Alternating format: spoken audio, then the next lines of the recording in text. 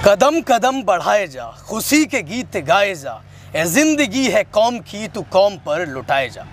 आज हमारे नेताजी सुभाष चंद्र बोस जी का जन्मदिवस है। आज ही के दिन 1897 में जो सुभाष चंद्र बोस जी हैं, उन्होंने हमारे भारतवर्ष में जन्म लिया था और बचपन में अंग्रेज़ों को अपने साहस से दबाने के बाद उन्होंने बड़े होकर अपने देश से अंग्रेज़ों को खदेड़ा भी। तो आज के हमारे शो के जो नेताजी हैं वो दीपक जी हैं। तो दीपक जी, मैं आपका हमारे शो द इमर्जिंग लीडर्स जिला पंचायत में बहुत बहुत स्वागत करता हूँ। बहुत बहुत आभार राघवेंद्र भाई। और मैं कोई नेता नहीं, प्रयास कर रहा हूँ कि जनता का सेवक बन सकूँ और जो समस्याएं हैं उनका समाधान करने का प्रयास रहेगा। बिल्कुल, बढ़ते हैं सवालों की तरफ। आपने कहा कि मैं नेता नहीं हूँ, वो देखेंगे भविष्य में। तो क्या आपको लगता है कि जो समाज सेवा है वो राजनीति की पहली सीढ़ी है?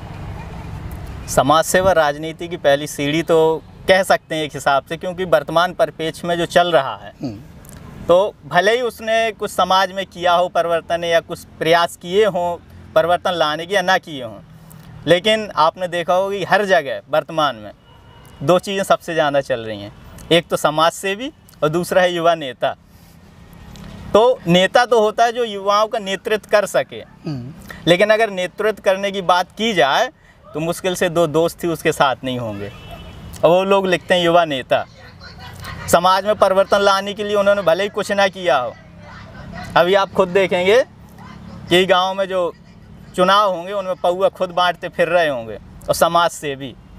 तो सबसे बड़ी समस्या जो वर्तमान में आई है विकृति, तो ये युवा नेता और समाज सेवी के नाम पे ही आई है, क्योंकि लोगों ने इसको सदुपयोग में नहीं बल्कि दुरुपयोग में उसका प्रयोग करने प्रारंभ कर दिया है। तो यदि कोई व्यक्ति है जो समाज में कुछ करना भी चाहता है तो लोगों की मानसिकता में वही घुसा हुआ है, यार सब हैं एक जैसे तो ऐसा ही तो ये भी होगा, तो चलता रहता है। लेकिन सीढ़ी की बात की जाए तो समाज सेवा के आधार पर यदि हम सिर्फ चुनाव के मौसम में ही सक्रिय ना रह के पहले से कुछ कार्य करते रहें तो लोगों को भरोसा भी हम पर रहता है, और जो हमारे कार्य हैं उसके आधार पर जनता में विश्वास भी हम लोगों का बनता है। आप समाज सेवा कर रहे थे, लोगों की सेवा कर रहे थे, तो क्या ज़रूरत पड़ी कि एकाएक आप राजनीति में आ गए? क्या आपकी समाज सेवा बेहतर तरीके से नहीं हो पा रही थी? मैं राघवेंद्र भाई कोई समाज सेवी भी नहीं हूँ।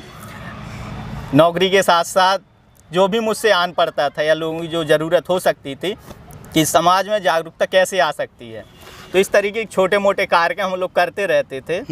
और इसमें सबसे बड़ा जो योगदान रहा तो मैं ऐसे लोगों की संगति में रहा, या मेरा सौभाग्य कह लीजिए कि उन लोगों के साथ मुझे रहने का अवसर मिला, और जो उनकी सोच थी उसके आधार पर जो मुझे कार्य करने का अवसर मिला, लोगों को भी जाने का, अपनी पहचान बनाने का। क्योंकि अक्सर होता है लोग लड़के को पिता या घर वालों के नाम से जानते हैं, लेकिन कई लोगों को शुरुआत में ये भी पता नहीं था लड़का किसका, बस नाम रहता था कि हाँ दीपक है। तो काफ़ी अच्छा लगता है। और जो सोच मेरे अंदर समाज को परिवर्तन करने की आई तो उसमें मुख्य रूप से जो योगदान था श्री राजीव भाई दीक्षित जी का। वो हम लोगों के बीच नहीं हैं, लेकिन जब उन्होंने जो व्याख्यान दिए उनके व्याख्यान मैंने सुने तो उसमें काफ़ी सोच में परिवर्तन आया। फिर इसके बाद दूसरे थे संदीप भैया, तो समाज कल्याण उपनिदेशक थे झांसी में उस समय, तो कमलेश भैया के माध्यम से उनके संपर्क में आया।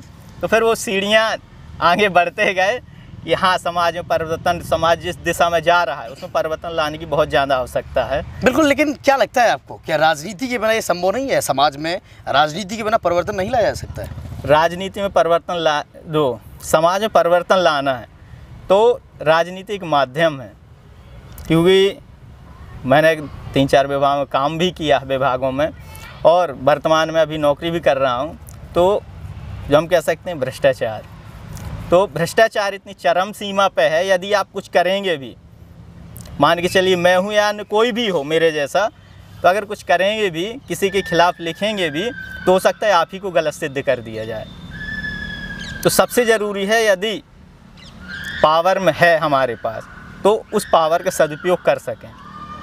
तो इसलिए सोचा कि यदि काम करना ही है तो उस पद पे, क्योंकि कहते हैं ना राजनीति एक दलदल है, गंदगी है, तो जबकि राजनीति एक सेवा कार्य है। लेकिन वर्तमान में जो चल रहा है, जो हमारे जनप्रतिनिधि उस पद पर पहुंच रहे हैं, तो उसका सदुपयोग नहीं कर रहे हैं। भ्रष्टाचार, जो नेता, जो समाज के नेता है, आप जिला पंचायत सदस्य लड़ने वाले हैं चुनाव, जो इससे पहले जिला पंचायत सदस्य बने, आपने सीधे उंगली नेताओं पर उठाई है कि आजकल जो नेता है या उन्हें जो सेवा करनी चाहिए समाज की सेवा नहीं करते, तो उन राजनेताओं को क्या कहेंगे आप, या क्या चेतावनी देंगे? चेतावनी कुछ नहीं है, मैं तो सिर्फ इतना कहता हूँ कि वर्तमान परिपेक्ष में, क्योंकि मैं खुद कार्य कर रहा हूँ तो देखता हूँ कि हम लोग एकदम से पूरा सिस्टम नहीं बदल सकते हैं, क्योंकि आप सिस्टम बदलने की कोशिश करेंगे, पता चले आपको ही बदल दिया जाए। तो धीरे धीरे लेकिन प्रयास किया जा सकता है उस दिशा में, तो वही प्रयास करने की एक छोटा सा प्रयास कर रहा हूँ कि किस तरीके से हम लोग आगे बढ़ के लोगों की सोच में परिवर्तन, क्योंकि सबसे बड़ी चीज़ है अगर सोच में परिवर्तन हो जाए, क्योंकि अभी भी हम लोग प्रचार में जा रहे हैं, लोगों से जनसंपर्क कर रहे हैं घर घर जाके, तो सबसे बड़ी समस्या आती है रिश्तेदार हैं, वो हमारे रिश्तेदार, अरे रिश्तेदार साहब आ गए, या सबसे नज़दीकी तो आप ही हैं हमारे। तो लोगों को ना शिक्षा से मतलब है, ना किसी चीज़ से मतलब है, आप किस जाति के हैं, हमारी जात का है, हमारा रिश्तेदार है या हमारा नज़दीकी है, तो लोगों को इन चीज़ों से मतलब है, ना कि आपकी शिक्षा क्या है, आपकी योग्यता क्या है, उस चीज़ से मतलब नहीं है। लेकिन पहले की अपेक्षा वर्तमान में इस चीज़ में काफ़ी सुधार हुआ है, लोगों की सोच बदल रही है, लोग जागरूक हो रहे हैं, और इसमें सबसे बड़ा योगदान जो है युवाओं का, क्योंकि युवा अपने परिवार में भी बदलाव ला रहे हैं। तो धीरे धीरे उसी दिशा में हम लोग भी प्रयास कर रहे हैं कि जितना ज़्यादा से ज़्यादा लोगों को जागरूक कर सकें। तो जो हम लोग प्रचार शुरू किया है, तो खाली सिर्फ प्रचार नहीं, क्योंकि मैं अक्सर देखता हूँ, शुरुआत से ही देखता रहा हूँ कि चुनाव आते हैं तो एक चीज़ ज़्यादा चलती है, कोई भी त्यौहार होगा उसकी शुभकामनाएं, या अभी जैसे वर्तमान में चल रहा संक्रांति, नववर्ष, दीपावली, होली, गणतंत्र दिवस, इन सब की शुभकामनाएं सभी लोग डालते हैं। तो मेरे दिमाग में आता है, ये समझ में ही नहीं आया है ये शुभकामनाएं होती किस लिए हैं। भाई उसकी जगह हम लोग कुछ कोटेशन भी तो लिखवा सकते हैं ना कि जागरूकता के लिए है, कम से कम उनको पढ़ के लोगों में कुछ तो परिवर्तन आएगा। शुभकामनाएं तो सबको ही देता है। तो जो हमारे क्षेत्र के अंतर्गत जो भी गांव हैं, तो उन सभी गांवों में मैंने सिर्फ कोटेशन लिखवाए हैं जागरूकता के लिए, और धन का अपव्यय भी नहीं करना है, उसका सदुपयोग हो सके। तो पुस्तक आपके बगल में है, तो इस स्वास्थ्य और स्वदेशी के ऊपर एक पुस्तक है छोटी सी, जिसमें यदि हम उसके नियमों का ही पालन करेंगे, छोटे छोटे से नियम है, जैसे खाना खाने के 1-1.5 घंटे बाद पानी पीना चाहिए, खाना खाने के पश्चात गुड़ का प्रयोग किया जाना चाहिए, फ्रिज का ठंडा पानी नहीं पीना चाहिए। तो इस तरीके छोटे छोटे जो नियम है, यदि हम उनका पालन करेंगे तो डॉक्टर के पास जाने की हमें आवश्यकता ही नहीं। तो कम से कम सोच ये थी कि प्रत्येक गांव में कम से कम 200 परिवारों में यदि पुस्तक पहुंचेगी उसका, क्योंकि पुस्तक से हम लोग दूर भाग रहे हैं वर्तमान में, तो नहीं है। मैंने विचार ये था कि कम से कम यदि उसका 10% ही प्रयोग होगा, लोग पढ़ेंगे उसको, तो कम से कम कुछ तो जागरूकता आएगी। बिल्कुल, दीपक जी अपना जो चुनाव प्रचार कर रहे हैं वो अलग तरीके से कर रहे हैं। हालांकि अभी आरक्षण आया नहीं है, सीट का कुछ क्लियरेंस नहीं है। हम लोग यहाँ स्वामी जी की समाधि स्थल पर बैठे हुए हैं। स्वामी जी ने हमारे क्षेत्र में, बुंदेलखंड में शिक्षा की मशाल जलाई है। तो बात करते हैं शिक्षा की, कि दीपक जी ने शिक्षा कहाँ से ली और कहाँ तक, एकेडमिक विद्यालय शिक्षा कहाँ तक ली है, कहाँ तक पढ़े हैं? मेरी शुरुआत की जो शिक्षा थी वो गांव में ही सरकारी विद्यालय था। तो पहले पट्टी बोर का चलता था तो पट्टी बोर का मैं पढ़ा हुआ हूँ। विद्यालय में 1 वर्ष पढ़ा था गांव में। इसके बाद सरस्वती ज्ञान मंदिर था राठी में, अभी भी है, तो वहाँ से मैंने कक्षा 8 तक शिक्षा ग्रहण की। इसके बाद स्वामी विवेकानंद वहाँ से हाई स्कूल किया, फिर इसके बाद बाल मंदिर से 12वीं की, और इसके बाद प्राइवेट रूप से, क्योंकि मैं कोचिंग भी करता रहा CPMT की तैयारी, तो प्राइवेट रूप से स्वामी जी के ही विद्यालय से ही स्नातक किया। और स्नातक करने के बाद झांसी बुंदेलखंड विश्वविद्यालय से, वहाँ से मेरा B.Ed हुआ। B.Ed होने के बाद करना था मुझे MA सोशल वर्क या सोशियोलॉजी से, लेकिन वहाँ फॉर्म डाला तो MA सोशियोलॉजी ख़त्म हो गया था। उसकी जगह एमए सोशल वर्क था। तो मेरा सौभाग्य का ये है कि जिस दिशा की मुझे कोई जानकारी नहीं थी उस दिशा में मैं आगे बढ़ गया। तो वहाँ से social work, MA social work के माध्यम से MSW, तो वहाँ से सारे लोगों से मुझे सौभाग्य मिला जुड़ने का, और आज वर्तमान में जो भी मेरी सोच है सब वहीं से है। बात करते हैं दीपक जी कि आपने क्षेत्र में या गाँव में क्या क्या कमियाँ देखी हैं जिन पर आप जिला पंचायत अगर जनता आपको जिताती है, जिन पर आप काम कर सकते हैं, जिनको आप बदल सकते हैं, क्या क्या सबसे बड़ी कमियाँ लगती हैं? मुझे सबसे बड़ी समस्या जो आती है वर्तमान से, जब से मैं कार्य कर रहा हूँ, वो सबसे बड़ी कमी है जातिवाद। क्योंकि जिस तरह से हमारे पेट से 90% बीमारियाँ जन्म लेती हैं। क्योंकि जो भी बीमारी होती है, यदि आपका पेट सही तो बीमार नहीं पड़ेंगे, लेकिन यदि पेट खराब है तो 90% बीमारियाँ वहीं से पैदा होती हैं। ठीक उसी तरीके से वर्तमान में जहर है जातिवाद का। तो 90% जो हमारे समाज की समस्याएं हैं वो जातिवाद के कारण ही हैं, जो मेरे हिसाब से है। किसी और के हिसाब से कुछ भी हो सकता है, लेकिन मेरे हिसाब से क्यों? क्योंकि जब भी हम किसी चीज़ की बात करें, विकास की बात करेंगे, किसी भी राजनीतिक क्षेत्र की बात करेंगे, नेता भी चुनेंगे तो उसमें अपनी जाति देखेंगे, वो हमारे जात बिरादरी का है, रिश्तेदार है। ऑडियंस आपसे पूछना चाहेगी कि दीपक जी आखिर ये जातिवाद कैसे खत्म करेंगे? क्या क्या एजेंडा है, क्या फॉर्मूला है दीपक जी के पास इस जातिवाद को खत्म करने का? जातिवाद के लिए मुझे जो सबसे बड़ी चीज़ लगती है, क्योंकि हम लोग कितना भी मान के चलिए, मैं निम्न जाति का हूँ, आप उच्च जाति के हैं, हम भले ही साथ में बैठ के खाना खा लें, लेकिन वो सिर्फ बाहरी रूप से कि हम छुआछूत नहीं मानते, हम जातिवाद नहीं मानते, बैठ के खाना खा लेंगे, लेकिन मन में कहीं ना कहीं दिमाग में वो टीस रहती है। तो मुझे जो उपचार लगता है उसका सबसे बड़ा है अंतर्जातीय विवाह, कि अंतर्जातीय विवाह ही एक ऐसा निदान है जिसके माध्यम से समस्या को ख़त्म किया जा सकता है। और विशेष रूप से मैं उन लोगों के लिए कहना चाहूँगा जो ये मूल निवासी का झंडा बुलंद किए रहते हैं। आप भी मिलते रहते होंगे ऐसे लोगों से जो मूल निवासी 85% और 15% में गैप बहुत बताते हैं। 15% राज कर रहे हैं, 85% के ऊपर जो फलाना, तो कई सारे ऐसे लोग हैं, पूरी ज़िंदगी उन्हीं की इसी में हो गई, लेकिन आज तक उन्होंने कभी ये नहीं किया होगा कि भैया 85% मैं नीची जाति हूँ, कहा आप उच्च जाति के हैं, हम दोनों लोग 85% को मानने वाले हैं, लेकिन कभी अपने बेटे और बेटी का विवाह एक दूसरे से नहीं किया होगा। कि जब मूल निवासी हैं भाई, हम भाई भाई हैं, भाईचारा बुलंद करना है, तो शादी के लिए सिर्फ वही जाति बिरादरी देखेंगे। जनता आप पर कैसे भरोसा करे? ठोस सबूत क्या है आपके पास कि आप जो कह रहे हैं? जो एजेंडा बिंदु है उसमें पहला पॉइंट यही है कि जातिवाद के लिए जातिवाद को समाप्त करने के लिए प्रयास करना है। दीपक जी केवल ये मुंह से बोल रहे हैं, इसको पालन भी करेंगे, लागू भी करेंगे, खुद पर भी लागू करेंगे? अब राघवन भाई आप फंसाने की कोशिश कर रहे हैं पूरी तरह, लेकिन मैं आपको भरोसा दिलाता हूँ, सभी को भरोसा क्या, सभी को तो लगभग जानकारी है ही है कि चुनाव तो अलग चलता रहता है, लेकिन समाज में परिवर्तन लाना है, तो उसके लिए मैं क्या क्या प्रयास कर रहा हूँ और इसके बाद क्या मुझे करना है। चलिए, आपने बात करी जातिवाद की जी, और भी कोई मुद्दे हों या जो कमियां हों जो आपको नज़र आ रही हों जिन पर सबसे दूसरी चीज़ है शिक्षा की।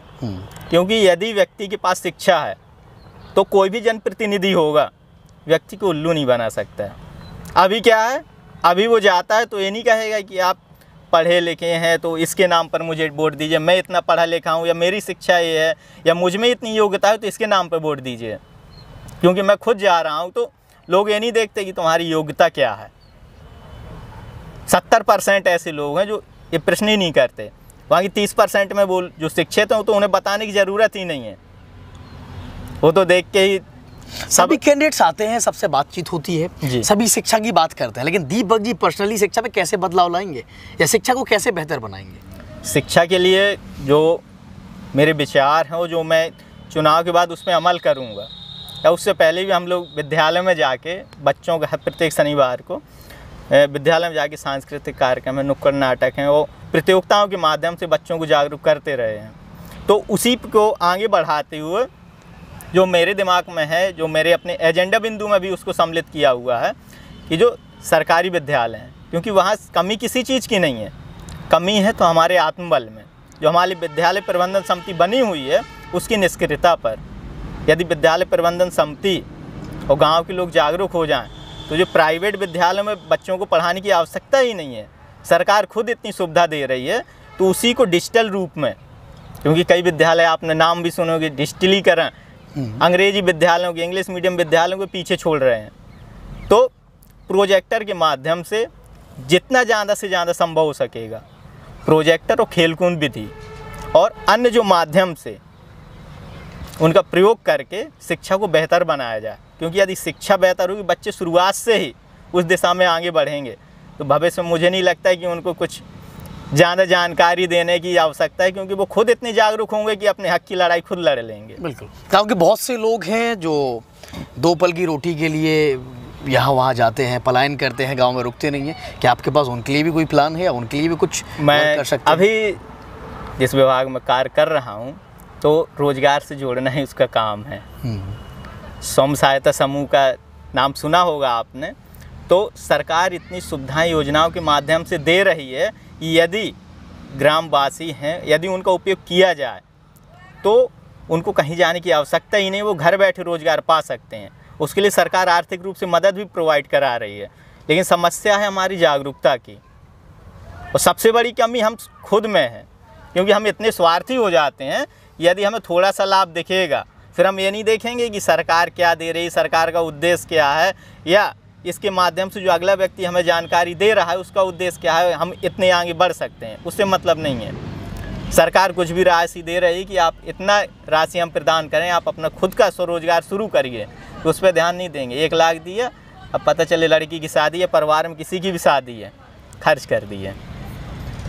अब यदि उसी रुपयों से हम रोज़गार शुरू करें तो एक शादी के हम कई शादी कर सकते हैं। लेकिन समस्या वही हो जाती है, यदि हम स्वार्थ अपना निकाल दें तो हम खुद आगे बढ़ सकते हैं। तो मेरा जो सबसे बड़ा एजेंडा बिंदु है कि लोगों में जागरूकता है उस चीज़ के लिए, तो उस दिशा में कार्य करना। और रोज़गार के लिए हम लोगों को कुछ करने की आवश्यकता नहीं है। सरकार की इतनी योजनाएं हैं कि उन योजनाओं को यदि सही ढंग से लागू कर दिया जाए तो कोई बाहर जाने की आवश्यकता ही नहीं है, हम घर बैठे रोजगार पा सकते हैं। कैसे लागू होंगी ये योजनाएं जो आप बात कर रहे हैं? क्योंकि लोग बहुत परेशान रहते हैं, कोई भी योजना आती है तो लोग परेशान इसलिए रहते हैं कि यदि उस दिशा में, एक तो सबसे बड़ी चीज़ जो मैंने आपसे कहा शिक्षा, दूसरी जागरूकता। शिक्षा और जागरूकता दोनों की कमी है।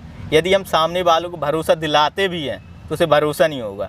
दूसरी तरफ जो शिक्षित वर्ग है, जो ज़्यादा शातिर है व्यक्ति, वो शातिर व्यक्ति उसको पता चला कि इस विभाग में ये योजना आई है, तो नीचे तक वो लोगों को जानकारी होगी, उससे पहले ही वो योजना का लाभ ले चुका होगा। और यहीं हम लोग मात खा जाते हैं कि यदि निचले स्तर पर उस व्यक्ति को योजना की जानकारी दी जाए तो उस पर अमल करेगा, या हो सकता है वो करे ही नहीं। आपकी बात यहाँ से सुनेगा, इस कान से निकाल देगा। क्यों? क्योंकि उसे सरकारी योजना पर भरोसा ही नहीं है। तो जो मेरा मुख्य कार्य रहेगा वो है उस दिशा में कुछ प्रोजेक्ट खड़े करना। और उसके लिए मेरा पहला जो मेरा सपना कह लीजिए या कुछ भी कह लीजिए कि ये मेरा स्वप्न है, ये गौशाला। क्योंकि वर्तमान में जो समस्या है अन्ना पशुओं की, तो कहीं बाहर से पैदा नहीं हुई, हम आप लोगों की ही है। और जितना पैसा हम लोग तारवारी में खर्च करते हैं, यदि उतना पैसा पूरा 1 ग्राम अपनी गौशाला में लगा ले और उसको सही रूप से संचालित करें तो आमदनी भी होगी, फसलों के लिए परेशान भी नहीं होना पड़ेगा। तो मेरा जो स्वप्न है तो वह यही है कि एक गौशाला के माध्यम से क्षेत्र में रोजगार की शुरुआत की जाए। तो यदि गौशाला होगी तो उससे कई प्रकार के उत्पाद हैं जो बनाए जा सकते हैं। गोबर गैस प्लांट है, उसके माध्यम से आप गैस प्राप्त कर सकते हैं। साबुन गाय के गोबर से बनता है, कई प्रकार की औषधियाँ गौमूत्र और गोबर से बनती हैं। तो ऐसी कई सारी चीज़ें हैं जिनके माध्यम से एक प्रोजेक्ट भी खड़ा होगा, लोग उसको देखेंगे। और सबसे बड़ी हमारे क्षेत्र की समस्या है कि जब तक देखते नहीं हैं तब तक अपनाते नहीं हैं। उसके लिए आपने देखा होगा पहले तुलसी की खेती जो होती थी, तो तुलसी की खेती के लिए जो सक्षम वर्ग था उसने देखा फ़ायदा होता है, उसने शुरू कर दिया। लेकिन वही कंपनी दूसरे किसान को बता रही तो वो नहीं सुनेगा, अरे सब उल्लू बनाने के काम है।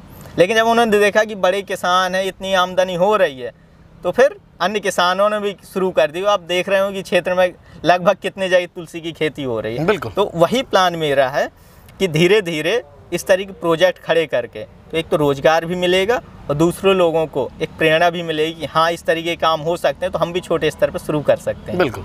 बात करते हैं जो भी जिला पंचायत जो हमेशा से चला आया है, जो भी जिला पंचायत सदस्य होता है, एक अध्यक्ष होता है, उसको अध्यक्ष को चुनने का क्राइटेरिया ये होता है कि कहाँ से पैसे ज़्यादा मिल रहे हैं, उसी को अपना अध्यक्ष चुन लेता है, पैसे ले लेता है, घर पे बैठ जाता है, और जनता की जो आशाएं आकांक्षाएं होती हैं वो मर जाती हैं उसी समय। तो क्या आप भी यही करेंगे या स्ट्रेटजी में कुछ अलग है आपकी?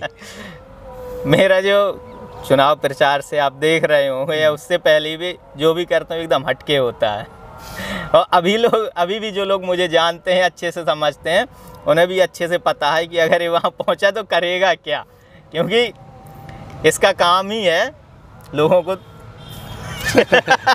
जो गलत लोग हैं तो उनके लिए सबसे बड़ा खतरा मैं ही रहता हूँ। बात तो करते हैं, हाँ, प्रयास है कि यदि कोई ऐसा प्रतिनिधि आता है जो हमारे जिला पंचायत अध्यक्ष के लिए उपयुक्त रहेगा, क्योंकि सबसे बड़ी समस्या हमारी ये होती है कि जो अच्छा व्यक्ति होता है उसको रुपया के दम पे बैठा दिया जाता है, या नहीं भी बैठेगा तो उसको लोभ लालच ही इतना दे दिया जाता है कि अच्छा ठीक है तुम जाओ, हमें क्या करना है। और फिर सबसे बड़ी हमारी समस्या ये रहती है कि अकेला चना भाड़ नहीं फोड़ सकता। और मेरे साथ शुरुआत से जब से मैंने कार्य शुरू किए तो धीरे धीरे लोग जुड़ते गए, लेकिन हमेशा ये कहा जाता था तुम अकेले पागल है, क्या कर लोगे। मेरे गांव में तो मुझे ये तक कहा गया कि पगला गया, वो मूछें बड़ी बड़ी थी तो उसको तो मूछ मुड़वा के ग्वालियर भेज दो तो ठीक हो जाएगा। तो वो सब चलता रहता है, लेकिन जो मेरी प्लान है, जो मेरी योजना है, वो सबसे अलग रहेंगी। और यदि मैं उस पद पर बैठता हूँ तो किसी को भी कुछ कहने की आवश्यकता नहीं पड़ेगी, उसके कहने से पहले ही वो काम पूरे होंगे, ऐसी मेरी योजनाएं हैं। तो सबके सामने तो अभी नहीं खोल सकता हूँ क्योंकि कुछ चुनावी रणनीतियाँ भी रहती हैं, क्योंकि यदि उनको बाहर किया तो फिर कई तरह की समस्या हो सकता है कि अभी जो अवसर बन रहे हैं वो अवसर ही समाप्त हो जाएं। बात करते हैं आपके क्षेत्र में जो कैंडिडेट्स हैं वो भी दम भरते हैं, वो भी हुंकार भरते हैं, वो भी कुछ कहते हैं कि जनता मतलब परेशानी जो जनता की वो अपने कंधे पे उठा लूँगा, उन्हें परेशान नहीं होने दूंगा। तो जनता अगर दीपक जी को चुने तो क्यों चुने? दीपक जी बाकी सब कैंडिडेट से बेहतर कैसे हैं? बाकी कैंडिडेट से मैं ये नहीं कहता कि दीपक बेहतर है बाकी कैंडिडेट से, क्योंकि जो अन्य प्रत्याशी हैं वो भी काफ़ी अनुभवशील हैं। मुझे नहीं लगता मुझसे छोटा कोई होगा। सबसे छोटा जो कैंडिडेट होगा प्रत्याशी वो लगभग मैं ही हूँ, मेरे हिसाब से, क्योंकि अभी तक तो जो नाम आए हैं उसमें मुझसे नीचे कोई है नहीं है उम्र में। और मैं ये भी नहीं कहता कि जो मेरी उम्र है तो उनके अनुभव के सामने कुछ है, लेकिन इतना ज़रूर भरोसा दिला सकता हूँ कि जितने विभागों का मेरा अनुभव है, क्योंकि अनुभव दो तरीके से मिल सकते हैं। एक तो उस चीज़ को हम डीपली अध्ययन करें, उस चीज़ को समझें, और दूसरा है कि हम उसमें घुस जाएं।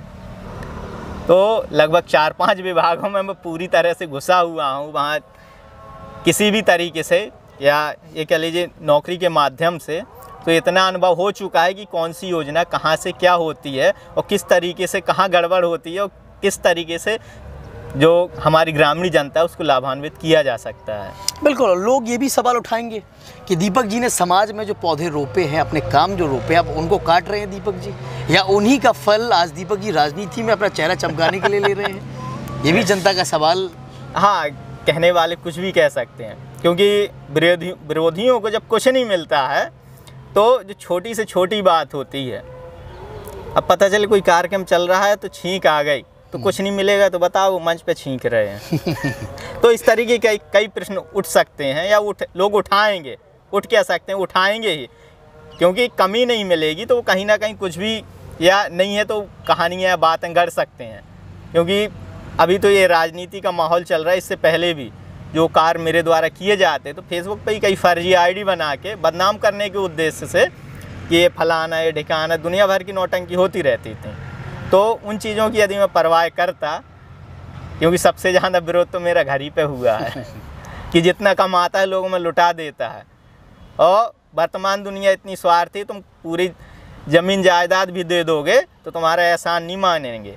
राजनीति में फेम है, नेम है, दीपक जी को क्या आकर्षित करता है, क्या अट्रैक्ट करता है अपनी तरफ? फेम और नेम, मुझे दोनों चीज़ें नहीं अट्रैक्ट करती हैं क्योंकि मेरा सीधा सा उद्देश्य है कि जो पद है तो उस पद की गरिमा को सुशोभित या उस पद की गरिमा को बनाए रखूं, क्योंकि यदि उस पद पर पहुंचूंगा तो उस पद की गरिमा को मुझे बनाए रखना है। और जो सेवा कार्य है उस पद की गरिमा के लिए, तो उस पद की गरिमा के अनुसार वो सेवा कार्य अपनी क्षमता से अधिक उस कार्य को कर सकूं, बस यही उद्देश्य है। अब आपके जो वोटर, आपकी जो ऑडियंस आपको देख रही है, उसके लिए कोई खास संदेश जो आप देना चाहें? मैं विशेष रूप से युवाओं के लिए कहूँगा कि जो युवा वर्ग है, तो युवा वर्ग, मैं नहीं कहता कि कोई भी किसी भी कैंडिडेट को या विशेष रूप से कि अपने लिए वोट मांगो। मैं कहता कि ज़रूरी नहीं कि आप मुझे कोई चुने, किसी को भी चुनिए, लेकिन कैंडिडेट ऐसा चुनिए जो वास्तविक रूप से योग्य हो, और विशेष रूप से ऐसे लोगों को बिल्कुल भी ना चुने, क्योंकि वर्तमान समय जो चल रहा है डिजिटल है, डिजिटल दुनिया है पूरी, और जो काम पहले कई घंटों या सप्ताह, महीने बीत जाते थे, वो एक काम हम अपने मोबाइल के माध्यम से चुटकी बैठ के घर पे ही कर सकते हैं। उसका सबसे बढ़िया उदाहरण है, दो बुजुर्ग हैं, एक को बैंक से रुपए निकालने हैं, दूसरे को जमा करने हैं। अब गांव से मान के चलिए भले ही 4 किलोमीटर उनका घर दूर है, रात में उनको रुपए जमा करने के लिए आना है, तो वो यहाँ आएंगे रुपए जमा करने, दूसरे को निकालने, दोनों आए, किराया खर्चा हुआ। बैंक पहुँचे, बैंक में सर्वर ही नहीं है, पूरा दिन उनका व्यतीत हो गया, शाम को उनके रुपए जमा हुए, शाम को फिर किराया खर्च करके वो घर पहुँचते हैं। घर पहुँचने के बाद जो किराया खर्चा हुआ, पूरा दिन व्यतीत हो गया। दूसरी तरफ दो युवा हैं, हम ही आप मान के चलिए, आपको रुपए जमा करने, मुझे निकालने हैं। साथ ही में संपर्क हुआ, अच्छा राघवेंद्र भाई आपको रुपए जमा करने हैं, मुझे ज़रूरत है, लाइए मैं आपको ट्रांसफ़र किए देता हूँ, 1 मिनट नहीं लगेगा, मैं आपको रुपए ट्रांसफ़र कर दूँगा, आप मुझे दे दीजिए। तो जो काम उन दो लोगों ने पूरे दिन में किया है, वो काम हम लोगों का 1 ही मिनट में हो गया, समय की बर्बादी ही नहीं हुई। और वर्तमान में जितनी भी योजनाएं हो रही हैं, लागू हो रही हैं, क्रियान्वित हो रही हैं, जो भी काम चल रहा है बिना कंप्यूटर के नहीं हो रहा। और वहाँ जब आप लोग ऐसे लोगों को बिठाल देंगे जिनको कंप्यूटर का ए भी नहीं आता है, ऑन करना नहीं जानते हैं, किस बटन से होगा, तो ऐसे लोगों को बिठाल देंगे तो विकास क्या करेंगे? उन्हें विकास से मतलब ही नहीं है।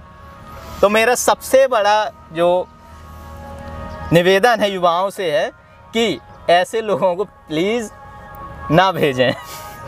चलिए, तो हमारे साथ आज दीपक जी थे। इनकी चाहे चुनावी रणनीतियाँ कह लें, चाहे इंटरव्यू देने का तरीका कह लें, जगह कह लें, तो इनका सबसे हटके है, दुनिया से हटके चलते हैं। तो आशा करते हैं इनके विचार आपने जाने होंगे। हम यहाँ पर स्वामी जी की समाधि स्थल पर बैठे हैं। और दीपक जी, आपका भी बहुत बहुत धन्यवाद, और हमारी ऑडियंस का भी बहुत बहुत धन्यवाद।